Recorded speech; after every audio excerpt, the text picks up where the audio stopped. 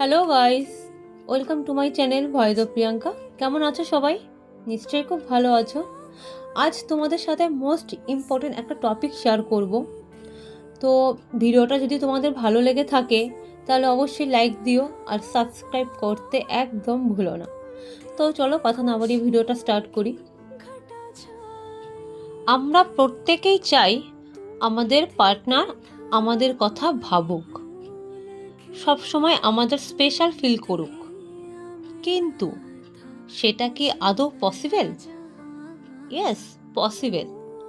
মাত্র 5টা স্টেপ তোমাকে ফলো করতে হবে। দেখো, এটা আমরা কেউই চাই না যে পার্টনার সব কিছু ভুলে গিয়ে পাগলের মতো আমাদের ভালোবাসুক।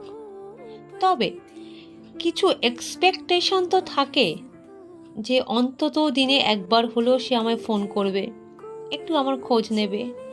সম্পর্ক যত পুরনোই হোক, দুজনের মধ্যে একটা টান বজায় থাকবে। সত্যি বলতে কি, আমরা নিজের অজান্তে কিছু ভুল করে ফেলি, আবার এমন কিছু কিছু জিনিস আছে সেগুলো আমরা জানি না। তো আজ আমি বলবো 5টা স্টেপ, সেগুলো তোমরা ফলো করলে তোমার পার্টনার তোমাকে মিস করতে বাধ্য হবেই, 100% শিওর। তো চলো আর কথা না বাড়িয়ে সেই 5টা স্টেপ কি তোমাদের সাথে শেয়ার করছি।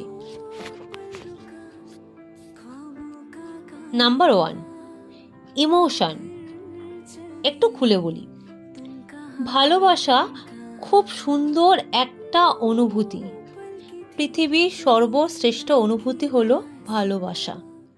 কিন্তু কাউকে ভালোবাসলেই বা কোনো রিলেশনে থাকলেই ইমোশনটা কিন্তু কন্ট্রোল করা উচিত।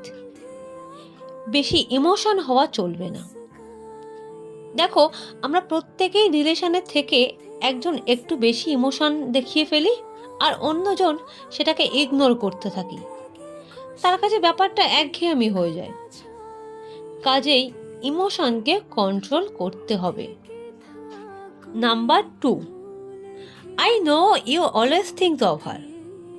আমি জানি তুমি সবসময় তার কথা ভাবছো, কিন্তু সবসময় কেন তুমি একাই তার কথা ভাবছো, তার জন্য কষ্ট পাচ্ছ? আগে এটা দেখো, সেও কি তোমার জন্য কষ্ট পাচ্ছে? তোমার প্রতি সেম এফোর্ট সেও কি দিচ্ছে? যদি সেটা না হয়, তাহলে এটা তো একতরফা ভালোবাসা হয়ে যাচ্ছে, তাই না? তুমি শুধু দিয়েই যাবে আর একজন সেটা নিয়েই যাবে, এইভাবে তো একটা সম্পর্ক টিকে থাকতে পারে না। কি পারে কি? সো তুমি যেমন তাকে ফিল করো, তাকে মিস করো, একটু তুমিও তাকে তোমাকে মিস করতে দাও। তাহলে কি করবে? নিজেকে কন্ট্রোল করবে। ইয়েস, নিজেকে কন্ট্রোল করবে। নাম্বার 3, সেলফ লাভ, অর্থাৎ নিজেকে ভালোবাসো। ইয়েস, নিজেকে ভালোবাসো সবার আগে। কেউ যদি তোমাকে আস্ক করে তুমি কাকে সব থেকে বেশি প্রায়োরিটি দেবে, কখনই এটা বলো না যে তুমি তোমার পার্টনারকে বেশি প্রায়োরিটি দেবে। এটা বলো যে তুমি নিজেই তোমার বেস্ট ফ্রেন্ড, তাই প্রায়োরিটি দিতে হলে আগে তুমি নিজেকেই দেবে। তার কারণ কেন, এই দেখো, তোমার যখন মন খারাপ হয় বা তোমার যখন খারাপ লাগে, তুমি কিন্তু বেশিরভাগ সময় কাউকেই পাশে পাবে না। নিজের ভালো মন্দ, নিজেকে ভালো রাখা সবটাই কিন্তু তোমার নিজেকেই করতে হবে, নিজেকেই দেখতে হবে। তাই প্রায়োরিটি দিতে হলে আগে নিজেকে দাও, নিজেকে ভালোবাসো, সেলফ লাভ করো নিজেকে। নাম্বার 4, পার্টনারকে ফ্রিডম দাও। প্রত্যেকটা সম্পর্কের মধ্যে একটা স্পেস থাকা দরকার, নিজেকে ভালোবাসার জন্য, নিজেকে সময় দেওয়ার জন্য, নিজের ব্যাপারে বেশি করে জানার জন্য। কারণ তুমি যদি নিজেকে না জানো, তুমি কি চাও, তোমার কি পছন্দ, তুমি যদি সেটাই বুঝতে না পারো, তাহলে তুমি অন্য কারোর ভালো থাকাটা, অন্য কারোর পছন্দ, সেগুলো তুমি বুঝতে পারবে না। সবসময় তুমি তাকে নিয়েই ভাবতে থাকো, অল টাইম তাকে কল মেসেজ করতে থাকো, এটা করলে কিন্তু একটা সময় পর তুমি তোমার পার্টনারের কাছে একজন ডিস্টার্বিং পার্সন হয়ে যাবে। সম্পর্কের মধ্যে যাতে এই সমস্যাগুলো না আসে, তার জন্য পার্টনারকে একটু স্পেস দাও। সম্পর্কের মধ্যে ফ্রিডম থাকাটা জরুরি। এটা হচ্ছে মোস্ট ইম্পর্টেন্ট একটা টপিক। নাম্বার 5, নিজেকে আকর্ষণীয় করে তুলতে হবে।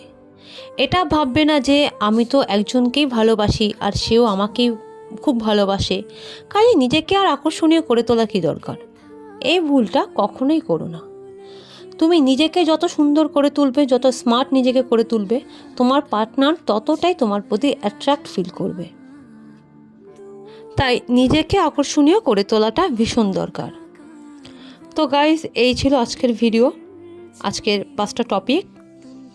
আই হোপ এই টপিকগুলো তোমরা যদি অ্যাপ্লাই করো তাহলে তোমার পার্টনার তোমাকে মিস করবেই।